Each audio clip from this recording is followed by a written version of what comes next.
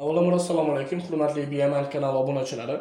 Bugungi mavzuyimiz ayrish sistemasidagi eng yirik bo'lgan qismlardan bittasi bo'lmish buyrak haqida gaplashib o'tamiz. Buyrak tabiiyki biz odammiz va tanamizda ortiqcha qoldiq mahsulotlar hosil bo'lishligi tabiiy. Va ortiqcha qoldiq mahsulotlardan suv, tuz, sidik kislotasi va mochevina buyraklarimiz orqali chiqib ketadi. Bundan tashqari, bizda tanamizdagi hosil bo'lgan ortiqcha qoldiq mahsulotlar buyrakdan tashqari o'pka, teri va ichaklar orqali ham chiqib ketadi. Lekin ayrish jarayonlarining 75% buyrakda amalga oshiriladi. Endi biz ayrish anatomiyasini, xususan buyrak qatnashgan ayrish anatomiyasini ko'rib chiqadigan bo'lsak. Buyraklarga buyrak darvozasi orqali arteriya qon tomiri kiradi va vena qon tomiri chiqib ketadi. Va mana bu yerdan, ya'ni buyrak darvozasidan siydik yo'li orqali hosil bo'lgan ortiqcha qoldiq mahsulotlar siydik qopi, ya'ni qovuqqa tushadi. Endi qovuqda ma'lum bir miqdorda hajm yig'ilgandan so'ng, mana bu qismdagi retseptorlar qo'zg'alishligini hisobiga bizning miyamizga signal bo'ladi. Tabiiyki, fiziologik jarayon haqida, ya'ni senda ayrish jarayoni bo'ladi degan maqsadda signal bo'ladi. Va mana shu jarayondan keyin odamda ma'lum bir holatlar, ma'lum bir spazmlar bo'lishligini hisobiga siydik chiqarish kanali orqali ayrish jarayoni amalga oshadi. Endi biz ayrish sistemasi, ayrish anatomiyasi haqida qisqacha ma'lumotga ega bo'ldik. Endi buyrakning anatomiyasi, filtratsiya, reabsorpsiya jarayoni, Malpighi ichiganlari va bundan tashqari ayrish anatomiyasini chuqurlashtirilgan holatda o'rganamiz. Xo'p, endigi navbat buyrak anatomiyasiga. Buyrakning birinchi anatomik joylashuvini ko'rib chiqadigan bo'lsak, qanaqa? Bel umurtqasini tasavvur qilaylik. Va mana shu bel umurtqasining ikki yonida joylashgan bir juft qo'ng'irroq loyasimon organ hisoblanadi. Loyani hammamiz ko'rganmiz. Buyuragimizda xuddi shunaqa loyasimon shaklda bo'ladi. Har bitta buyrakning og'irligi o'rtacha 150 gram massada bo'ladi va ikkitasining umumiy og'irligi 300 gramni tashkil qiladi. Buyrakning ko'ndalaniga kesib qaraydigan bo'lsak, nimani ko'rishimiz mumkin? Bunday qaraganda ikki qavatni ko'ramiz. Tashqarisi po'st, ichkisi esa mag'iz. Xuddi shu qavat, tashqi po'st qavatini oladigan bo'lsak, qoramtir, ichki oqish qavatini oladigan bo'lsak, bu mag'iz qavati hisoblanadi. Demak, buyrakimiz ikki qavat, tashqi po'st, ichki mag'iz. Po'stning rangi qanaqa? Qoramtirroq, mag'izning rangi esa oqishroq holatda bo'ladi. Endi loyani ham bunday bo'rtib chiqqan joy bo'ladi, bunday botib kirgan joy. Bizning buyrakimizda ham xuddi shunaqangi botib kirgan joy bor. Va mana shu buyrak darvozasi deb ataladi. Buyrak darvozasidan ichkariga kirib ketdik. Ichkariga kirsa katta bitta hududni ko'rishimiz mumkin va bu hudud buyrakning jomi deb ataladi. Endi har bir buyrak jomlari qisqargan holatda bo'lib, buyrakning kosachalarini hosil qiladi. Yoki-da buyrak kosachalari birgalikda birlashib, buyrak jomni hosil qiladi deyishimiz ham mumkin. Endi mana shu buyrak kosachalari va buyrak kosachalarida so'rg'ichlar va har bitta so'rg'ich ustida piramidalar bor. Buni kengaytirilgan rasmini ko'radigan bo'lsak, mana bu holatni biz buyrakning kosachalari deb atadik. Mana bu holat, mana bu qism. Ya'ni bu buyrak kosachalari, buyrak kosachalaridan so'rg'ichlar va so'rg'ichlarga bog'langan oqqirish manaqangi piramidalarni ko'rishimiz mumkin. Endi bu ilmiy nuqtai nazardan, endi hayotiy nuqtai nazardan ko'radigan bo'lsak, tasavvur qilinglar. Hammamiz hovli uyda yashaymiz deb tasavvur qildik. Katta hovli uyda tasavvur qildik. Hovlida nima bor? Katta darvozasi. Mana shu darvozadan kirganimizda keng hovliga ko'zimiz tushadi. Misol uchun hovlida yashaydiganlar buni biladi. Darvozadan kirganda keng hovli bo'ladi. Va mana shu hovli bu bizda buyuragimizni jomi deb tasavvur qilamiz. Ya'ni hovlimiz bizda jom. Endi har bitta uylarga bog'lanib ketgan yo'llar bo'lishi mumkin. Mana shu yo'llar buyrakning kosachalari deyiladi. Va hovlida nima bor? Hovlida alohida xonalar bor. 5 ta, 6 ta, 4 ta, 3 ta va hokazo. Va mana shu xonalar, ya'ni hovlimizda joylashgan kichik xonachalar bu piramidalar deyiladi. Mana shu piramidaga olib boradigan yo'l bu buyrak kosachalari va bu hayotiy nuqtai nazardan hovlimizda har bittasida xonalar bor. Zal, mehmonxona, yotoqxona va hokazo. Va mana shu mehmonxona yoki boshqa xonalarga olib beruvchi yo'l va mana shu kosacha hisoblanadi. Tushundingmi? Qiyosiy nuqtai nazar bu. Ilmiy nuqtai nazardan bir qator takrorlab o'taman. Buyrakni bunday kesib olganimizda ichida qaraydigan bo'lsa, ikki qavatga ko'zimiz tushishi mumkin. Tashqi po'st, ichki mag'iz qismi. Po'st qismining rangi qanaqa? qoramtirroq rangda, mag'iz qavatini kichik, oqishroq rangda bo'ladi.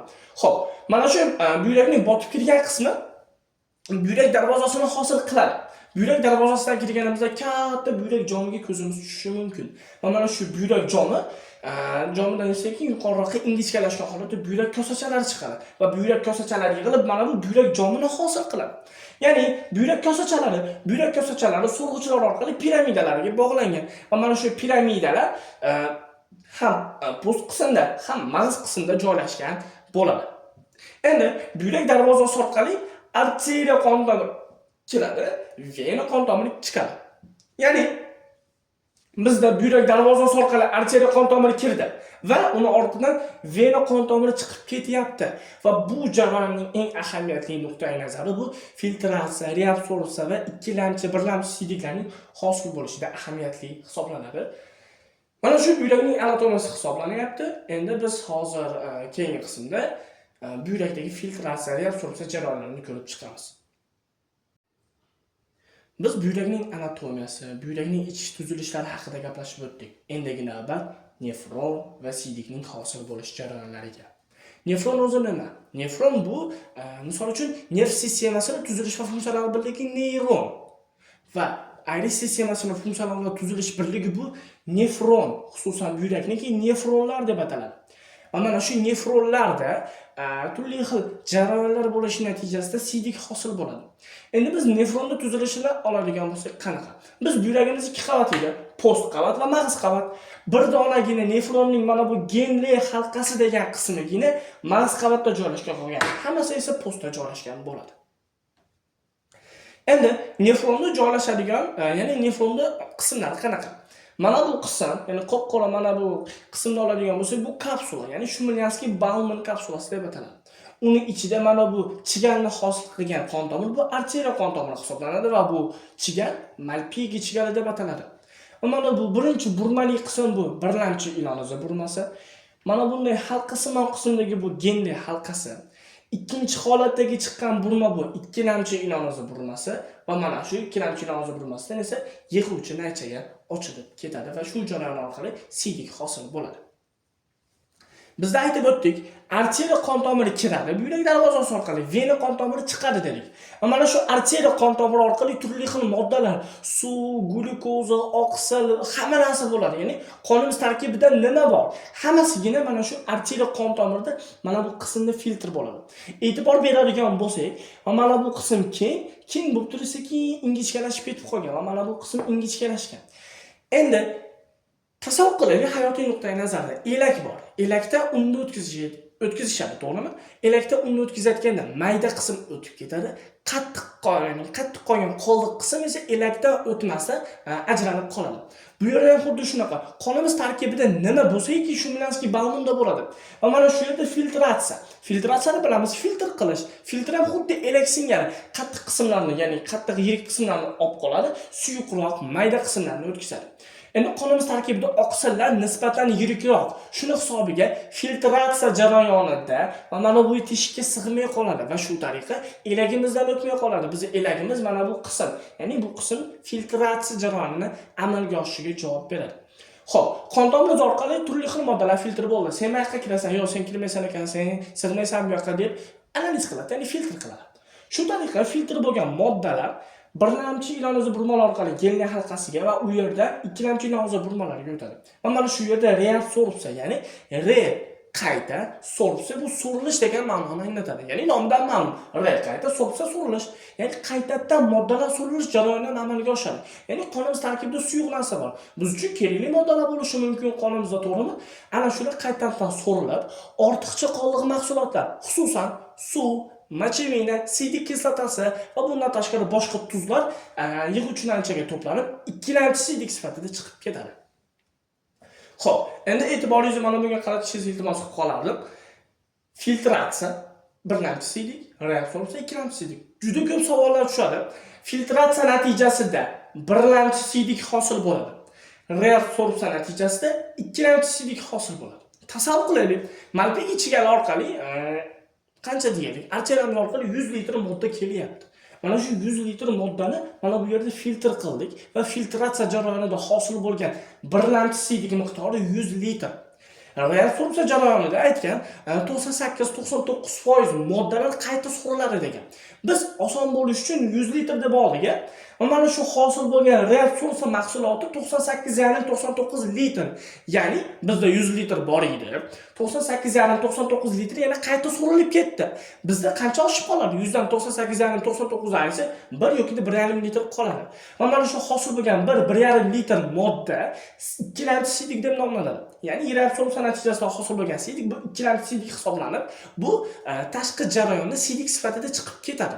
Mana shu ikkilamchi siydik kelib yig'uvchi naychaga to'planadi va shu tariqa siydik yo'li orqali qovoqdan spazmlar bo'lishining hisobiga chiqib ketadi va bizda siydik ajratish jarayoni amalga oshadi.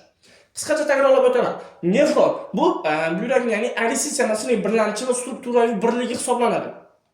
Ya'ni tuzilish va strukturaviy birligi. Xo'p, nefronning tuzilishi qanaqa? Post bilan mag'iz qismi bizda buyrakda. Nefronning qaysi qismi mag'izda joylashadi? Genli halqasi. Qaysi qismlari postda joylashadi? Shumilyanskiy Bauman kapsulasi, Malpighi chigali, birlamchi ilonzi, ikkilamchi ilonzi burma kabilari bizning post qismida joylashadi. Xo'p, bizda kirgan arterial qon tomiri Shumilyanskiy Bauman kapsulasida chigalni hosil qiladi. Chigalda bitta xola kutib oladi elagida. Kelinglar, men sizlarni tanlab o'tkazaman, qattiq yillar bo'lsa, narada chatag'ish oladi, men sizlarni o'tkazmayman deydi. Va shu tariqa mana bu yerda filtr bo'ladi, ya'ni elagidan o'tkazishadi. Bu elagida qattiq oqsil kabi moddalar sig'inmasdan filtrdan o'tolmay qoladi. Hosil bo'lgan filtrdan o'tgan moddalar birlamchi siydik deb ataladi va hosil bo'lgan qism asta-sekin o'tib turib, ikkilamchi ilonzi burmasiga kelganda reabsorpsiya, ya'ni qayta so'rilish jarayoniga uchraydi va natijada 98,99 litr yana qayta so'rilib ketadi. Hosil bo'lgan 1,5 litr qismi yana sekin mana bu burmalardan o'tib turib yig'uvchi naychaga keladi va shu tariqa ikkilamchi siydikni hosil qiladi va ikkilamchi siydik bo'lib bizda tabiiy holatdagi siydik bo'lib tashqi muhitga ajralib ketadi. Xo'p, biz buyrak haqida gaplashdik, siydikni hosil qildik, nefron nima ekanligini tushunib oldik. Endi jarayon siydikning chiqib ketish jarayoni haqida. Nefronda siydik hosil bo'ldi, ya'ni ikkilamchi siydik hosil bo'ldi. Mana shu ikkilamchi siydik asta-sekin mana bu ikkita siydik yo'li orqali qovoqqa to'planadi. Qovoqning hajmi 500-700 cm3 tashkil qiladi.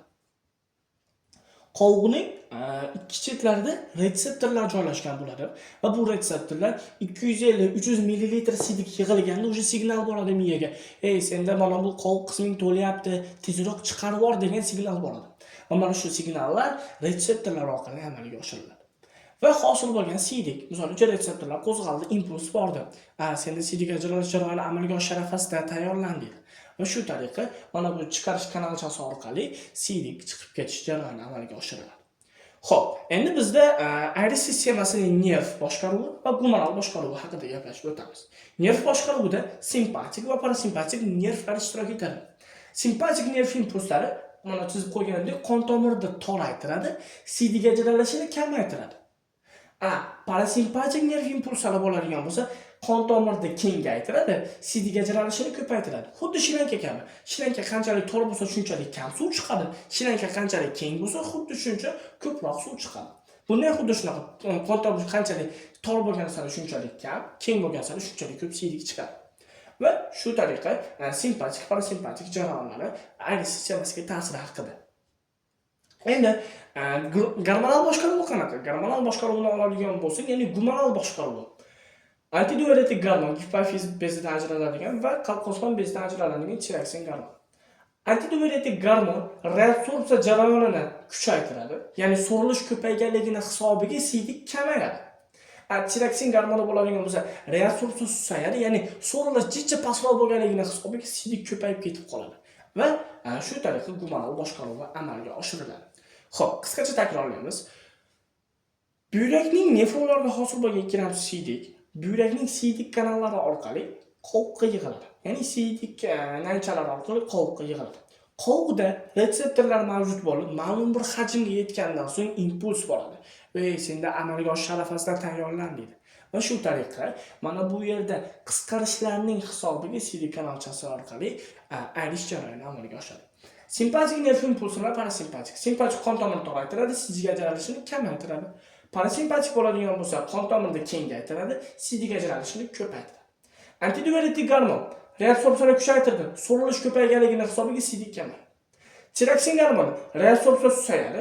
Susayganligini hisobiga CD ko'payib ketib qoladi va shu tariqa ayrish jarayonlari amalga oshadi. Bugungi ayrish sistemasi va buyrak mavzusiga bag'ishlangan video darsligimiz o'z nihoyasiga yetdi. Agarda videomiz foydali bo'lgan bo'lsa, like va obuna bosib qo'yishingizni iltimos qilib qolaman va o'z fikrlaringizni izohlarda yozib qoldiring. Va videomiz boshqalar uchun ham manfaatli bo'lishi uchun videomizni do'stlaringiz bilan ham ulashing. E'tiboringiz uchun kattakon rahmat. Sizlar bilan Biomind jamoasi bo'ldi.